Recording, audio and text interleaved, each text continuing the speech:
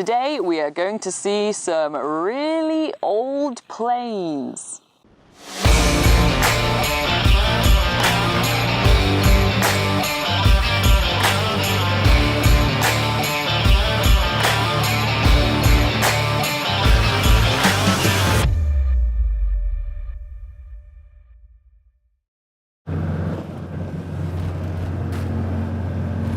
Doesn't look like we're going to be flying. The weather is not great. We're going to have to find ourselves another museum. So you guys got it. We were supposed to fly in a vintage aircraft today, but the weather is not permitting, so we are heading to the same place we were supposed to go, the Croydon Aviation Company, and there we're going to be visiting their museum instead. They have heaps of aircraft here. And the reason why this Aviation Heritage Museum is located here in Manderville is because Manderville was the only place in the entire Gore district that during the Prohibition era was still providing alcohol to people. So people used to take the train and fly here, booze up, and then fly or train their way back home. And we did learn all about that yesterday when we did visit the Hokonui Moonshine Museum, and you can check that out on the previous video on our YouTube channel. And to further convince you guys that flying is super important in New Zealand and is a huge part of the New Zealand history, it is actually said that the first ever flight was done in New Zealand. Richard William Pearce flew and landed an aircraft on the 31st of March 1903, 9 months before the Wright brothers in the US. But there is not enough documented evidence of that very fact for it to be well known worldwide.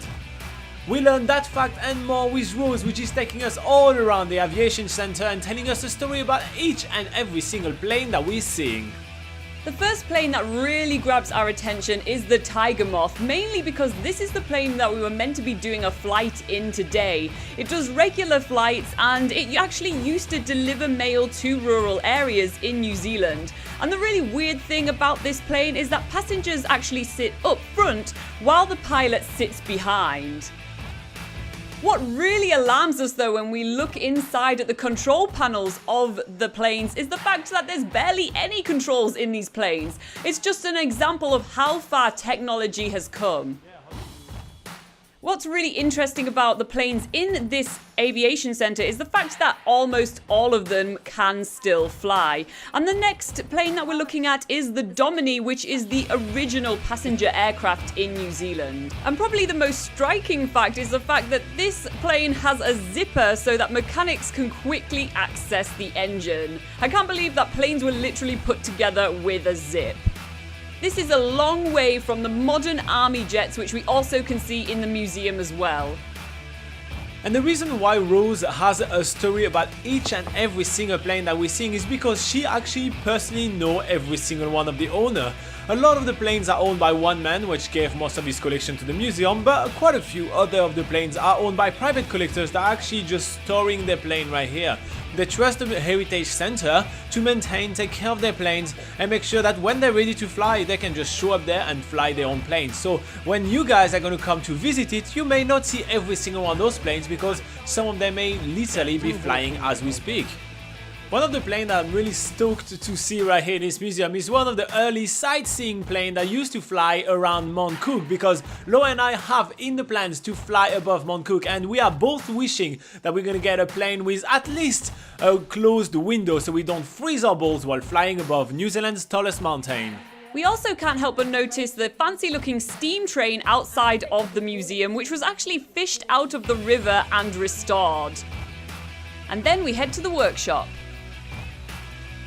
So we just got invited to visit the actual workshop where they repair planes from all around the world. So around us are a ton of aircraft parts that are currently being repaired, restored, rebuilt by a team of passionate guys.